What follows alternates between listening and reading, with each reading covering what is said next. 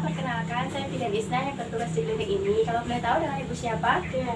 Oh ya, baik Bu. Jadi di sini saya ingin melakukan pemeriksaan fisik. Nah, ini tujuannya untuk mendeteksi adanya kelainan pada kehamilannya Ibu.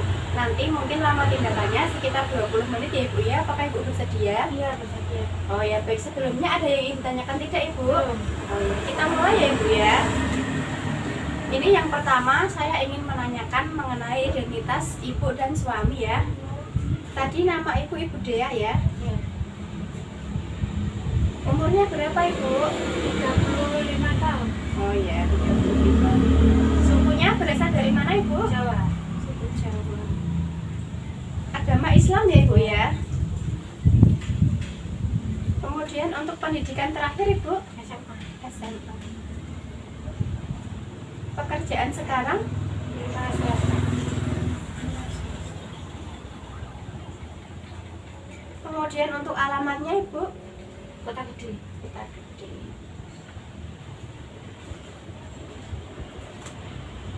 Nah baik Ibu, untuk keluhan utamanya yang dirasakan sekarang apa ya Ibu ya? Mual muntah. Sering mual muntah. Oh iya. Sama nyeri perut. Oh ya, mual muntah sama nyari perut ya Ibu. Iya. Baik Ibu, yang selanjutnya saya ingin menanyakan mengenai riwayat menstruasinya Ibu ya. Dulu Ibu waktu remaja pertama kali mengalami menstruasi usia berapa Ibu? 13 tahun. 13 tahun. Kemudian untuk hari pertama hari terakhir tanggal berapa Ibu? 27 November 2020. Oh ya, 27 November ya Bu. Ibu kesini apakah membawa hasil tes pack? Bawa Bu. Oh ya. Oh ya, baik Bu. Sebentar ya Ibu ya, ini saya ingin menghitung UK dan HPA-nya dulu.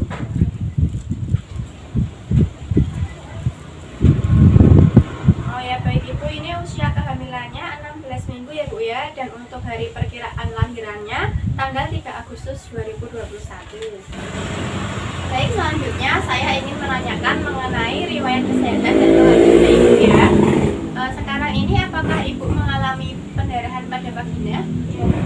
Itu mulainya sejak kapan ya Ibu ya? 1 minggu yang lalu. 1 minggu yang lalu. Kemudian untuk konsistensinya Bu? Agak banyak. Oh, agak banyak ya.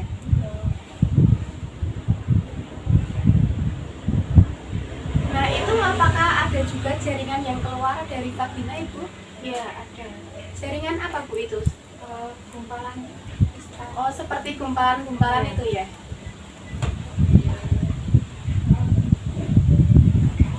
Kemudian apakah sekarang Ibu merasakan letih, lemah, lesu? Iya Bu, lemas. Lemas ya. Iya. Kemudian sebelumnya apakah Ibu pernah mengalami trauma seperti pernah jatuh atau KDRT Ibu? Tidak. Tidak pernah ya Ibu ya. Sekarang mengalami nyeri perut tidak Ibu? Iya. Nyeri perut. Apakah disertai muntah Ibu? Iya. Seharinya bisa berapa kali Bu itu muntahnya? Sampai 15 kali Bu. 15 kali. Banyak sekali ya Ibu ya. Ini untuk muntahnya apakah Ibu karena pernah mengonsumsi durian atau apa gitu? Tidak. Tidak pernah ya. Iya. Untuk nafsu makannya bagaimana Bu? Sekarang agak berkurang. Oh, agak berkurang ya.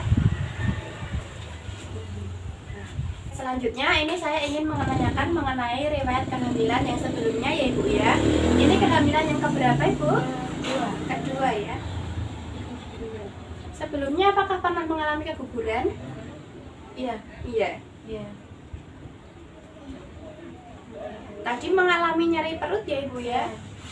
Kemudian Ibu apakah bisa merasakan gerakan-gerakan janin sekarang? Tidak Bu. Berarti gerakannya kurang ya Ibu ya? Kurang. Kurang. Sebelumnya apakah pernah mengalami kelahiran prematur? Belum. Untuk pendarahan pasca persalinan Ibu? Belum Bu. Belum juga.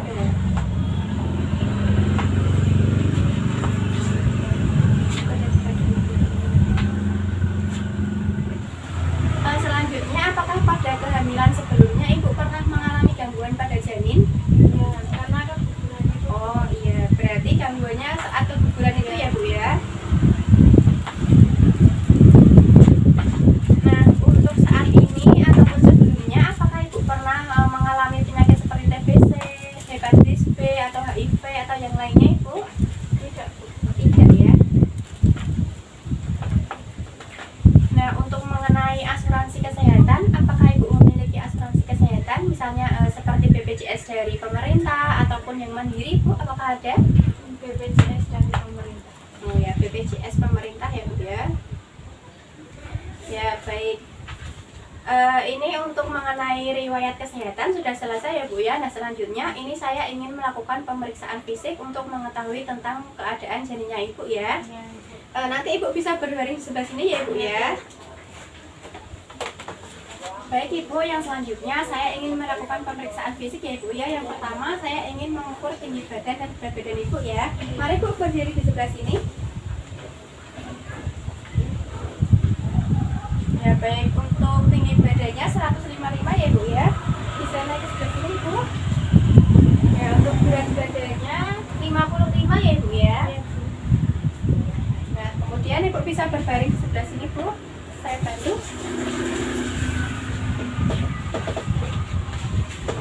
Saya mulai ya Bu ya untuk pemeriksaan TTP-nya. Nanti itu meliputi pemeriksaan tekanan darah, cek suhu, kemudian denyut nadi dan laju pernafasan ya Bu ya.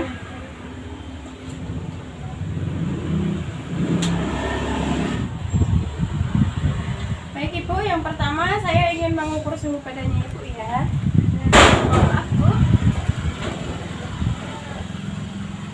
Sambil menunggu saya cek ya Bu tekanan darahnya.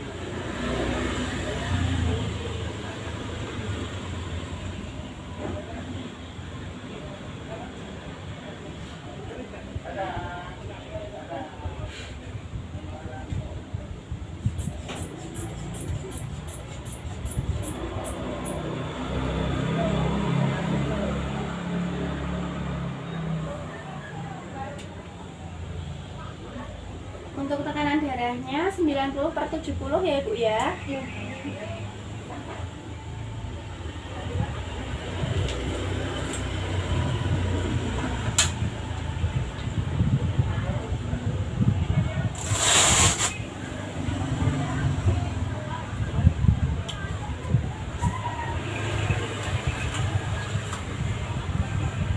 Selanjutnya mohon maaf saya ukur denyut nadinya dulu.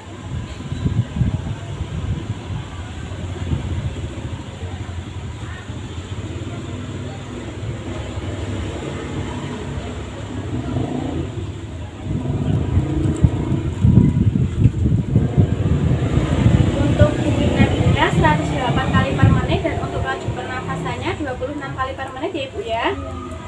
Maaf ini.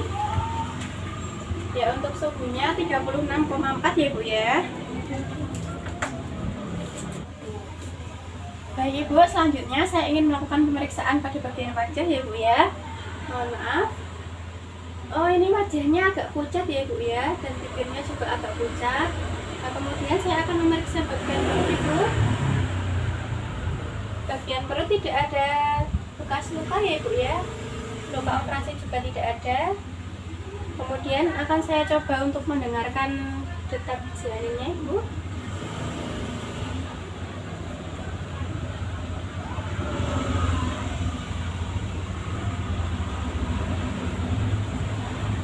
Kok nggak terdengar ya Ibu ya ini? Iya. Karena tadi itu ya Bu yang Ibu rasakan detaknya berkurang ya Bu ya. Oh ya baik. Kayak selanjutnya saya periksa di bagian kaki dulu ya Bu ya.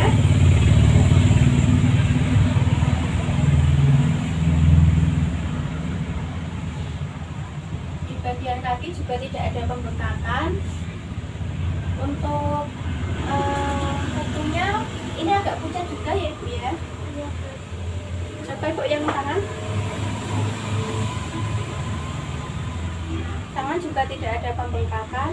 Ini kukunya juga sama agak pucat Ibu. Oh ya baik. agak pucat.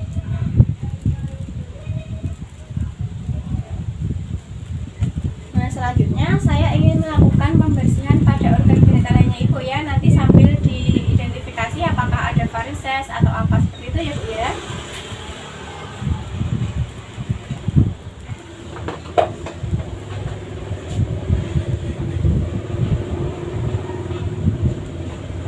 Saya pakai selimut ibu. Kakinya bisa ditekuk.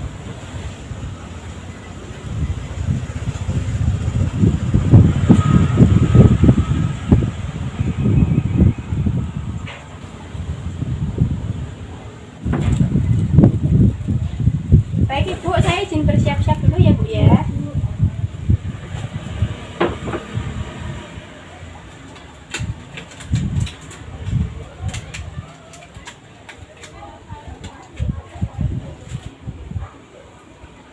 Sambil saya bersihkan ya bu ya. Mohon maaf bu, apakah ketika saya bersihkan seperti ini merasakan nyeri bu? Oh, tidak nyeri ya bu ya. Oh ya, ini memang ada kumpulan yang bergelembung-gelembung seperti itu ya bu ya ini. Kemudian untuk varisesnya juga tidak ada infeksi yang menular juga. Ya, cuma ada itu tadi ya, gelembung-gelembung yang seperti darah. Sudah selesai ya bu ya. Saya ambil dulu pelaknya. Bisa diselenderkan lagi kakinya.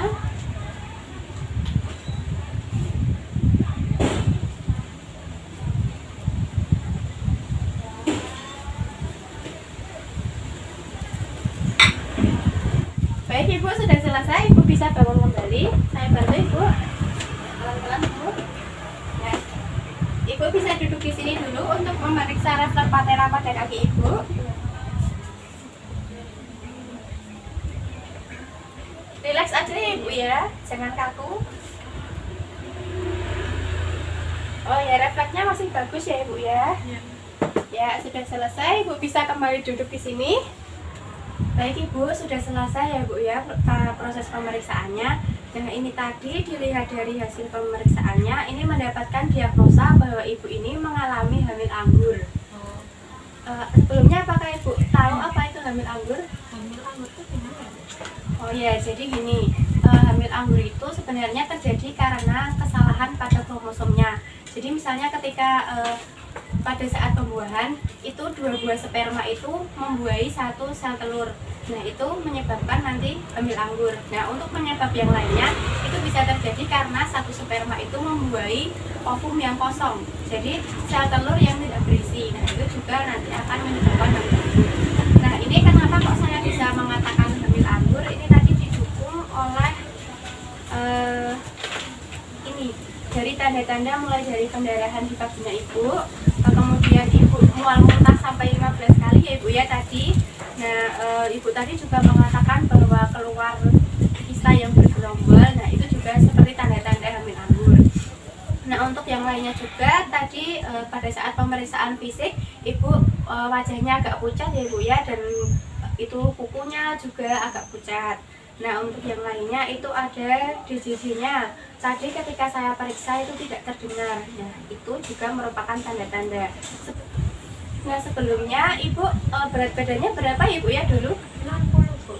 60. Dan ini ketika kehamilan justru malah 55 ya bu ya, dan itu malah menjadi penurunan berat badan. Kemudian untuk dilihat juga untuk kehamilan ibu pada usia 4 minggu itu seharusnya belum sampai sebesar itu bu perutnya. Jadi itu juga merupakan dari tanda-tanda hamil anggur. Nah untuk hamil anggur sendiri ini biasanya itu terjadi pada seseorang yang pernah mengalami keguguran dan genetik juga. Nah seperti itu. Nah baik ibu, untuk solusinya nanti saya akan merujuk ibu ke dokter kandungan. Karena pada masalah ini diperlukan pemeriksaan secara umum dan juga pengeluaran jaringan dengan cara kuret. Nah kenapa kok ini harus dikuret? Karena pada kehamilan ibu ini jarinya itu tidak ada bu. Jadi yang berkembang itu hanyalah plasenta. Dan plasentanya itu berbentuk seperti buah anggur yang bulat-bulat kecil-kecil itu Bu, jadi memang harus dilakukan penguretan. Kalau dikuret itu masih bisa hamil lagi nggak ya Bu? Kalau untuk hamil laginya itu bisa, tapi nanti mungkin setelah proses pengkuretan ini ibu harus bisa menahan kehamilan paling tidak selama 1 tahun Bu. Dan selama 1 tahun itu nanti ibu bisa menggunakan KB suntik atau pil KB atau apa KB yang lainnya gitu ya Bu ya. Nah untuk kondisi ibu sendiri yang ibu merasakan lemas tadi, agak pusing, mual, ya, itu sebenarnya juga harus tetap diiringi dengan makan yang seimbang ya Bu ya. Walaupun sedikit-sedikit ibu tetap harus makan supaya berat badannya tadi tidak menurun ya Bu ya. Dan ini saya buatkan surat rujukannya. Dan nanti ibu bisa datang ke Rumah Sakit Panembahan Senopati ya Bu ya, bersama Dokter Agus. Seperti itu Ibu. Ada yang ingin ditanyakan tidak Ibu sebelumnya? Oke, baik. Semoga nanti ketika sampai di sana Ibu bisa menemukan titik terang ya Ibu ya untuk menangani masalah kehamilan Ibu ini.